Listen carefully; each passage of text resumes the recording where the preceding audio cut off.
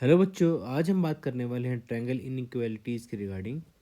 इसमें हम पढ़ेंगे कि what are the conditions that are required in order to form a triangle. So let's start.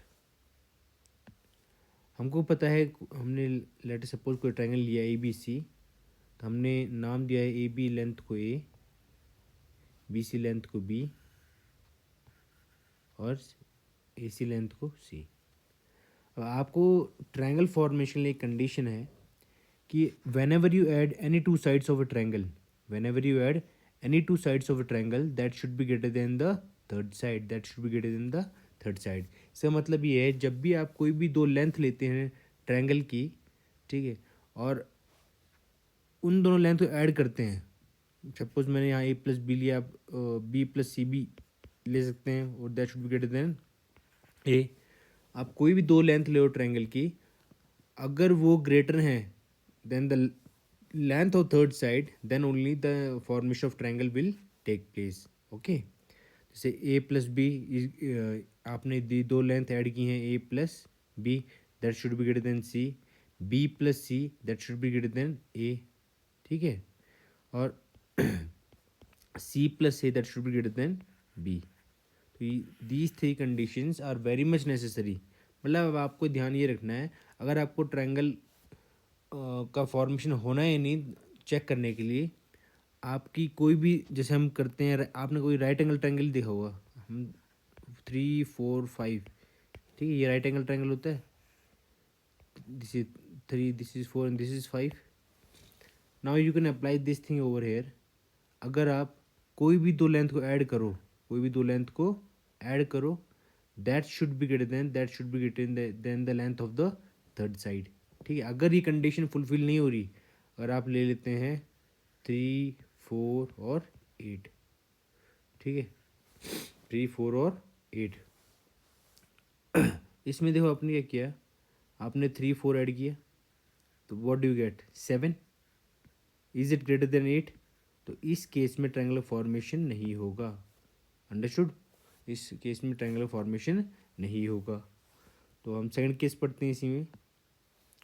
Suppose कोई वापस हमने कोई ट्रायंगल लिया है ए बी और सी, ठीक है, अगर आप कोई भी दो साइड का डिफरेंस लेते हैं, अगर आप कोई भी दो साइड का डिफरेंस लेते हैं, ठीक है, that should always be the less than the length of third side.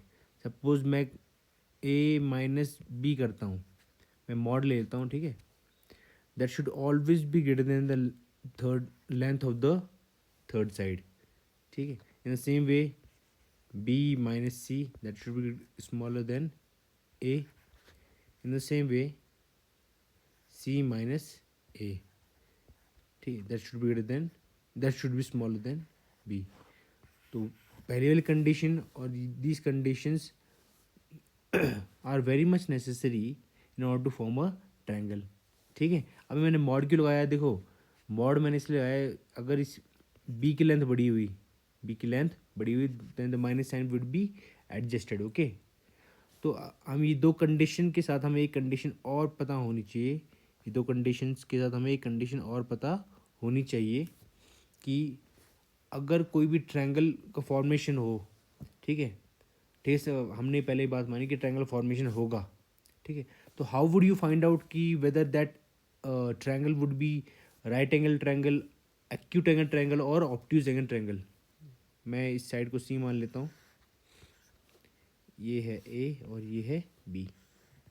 Okay, तो आपको ये देखो, ये बात तो पता ही है, इफ़ पाइथागोरस थ्योरम से ए स्क्वायर प्लस बी स्क्वायर, अगर ये condition, if this condition is being satisfied, then it is a right angle triangle, then it is a right angle triangle। ठीक है, अगर अगर C square it is greater than A square plus B square, ठीक है, then that triangle, if this condition is being satisfied, ये तो right angle triangle के लिए, ये तो आपको पता है पाइथागोरस थ्योरम से, ये तो राइट एंगल ट्रायंगल के लिए है, राइट एंगल्ड ट्रायंगल। अगर ये कंडीशन सेटिस्फाई होती है, ठीक है, when the square of the of one side it is greater than the sum of square of two sides, then that triangle would be a obtuse angle triangle, then that triangle will be obtuse angle triangle. Okay, in the same way, अगर c square it is smaller than a square plus b square, ठीक है, if this condition is being satisfied, then it is an acute angle triangle, then it is an acute angled triangle. ठीक है, तो आपको ये triangle inequality में ये दो चीज़ तो आपको पता होनी चाहिए. Along with this this thing you should also keep in mind. Okay. Okay, thank